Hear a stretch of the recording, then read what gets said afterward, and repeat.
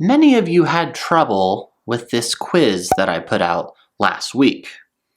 Now, the answer here is going to be, I haven't hugged another person in 9 months. Let's talk about why. Robert teaches English. So just to clarify, we're talking about using in, since, or after in the present perfect tense. Have plus the past participle hugged makes the present perfect tense. Now we're also talking about a length of time, in this case 9 months. So when can we use after talking about a length of time and in the present perfect tense? We can't. I want you to kick that one right out of there. After is not used in this sort of sentence. I know some of you instinctually want to use after because you're thinking, 9 months ago, I hugged someone, and after that, I didn't hug anyone.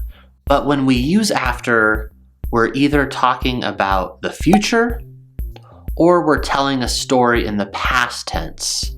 For example, after I film this video, I will probably finish my coffee. Future tense. After I told her I loved her, she stopped talking to me. Past tense. And you notice with both of those, we're referring to a very specific action. After I finish, after I told her. It's a set moment in time. We're not talking about a length of time, like 9 months. So we can kick after right out of there. Anytime you're forming this kind of sentence, I want you to forget after. It's not going to work. Let's talk about since or in. So I already told you that in is the correct answer, but why can't we use since? Why can't we say, I haven't hugged another person since 9 months? When we use since, we don't refer to a length of time, we refer to the beginning of that length of time, specifically. So let's just say that it's September, right? And I haven't hugged another person in 9 months. So 9 months ago, it was January. If I want to use since, I would say, I haven't hugged another person since January. Because again, we can't talk about a length of time. We have to talk about the starting point for that length of time.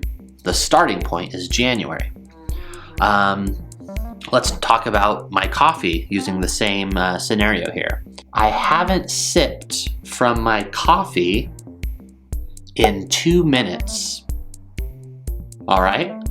So again, we have a length of time, 2 minutes, so I used in. Let's say that it's 9:35. I haven't sipped from my coffee since, what would I say? Exactly. I haven't sipped from my coffee since 9:33. I'm saying the same thing, but because I'm using since, I give you the start of the length of time. And if we use in, that's when we will give the length of time itself.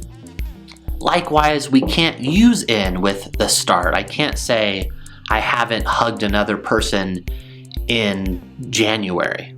That doesn't make sense. Now, some of you smarty pantses out there might notice that I'm using in the same way that we use for. And in this situation, they are used the same way.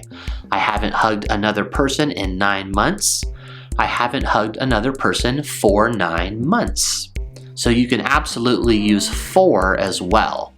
And I have a detailed video about using since versus for in the present perfect tense. I'll leave a link to that video for you. And just to review, when can we use after in this situation? Or how can we use after? That's right, we can't. Kick it out of there. We have no use for after.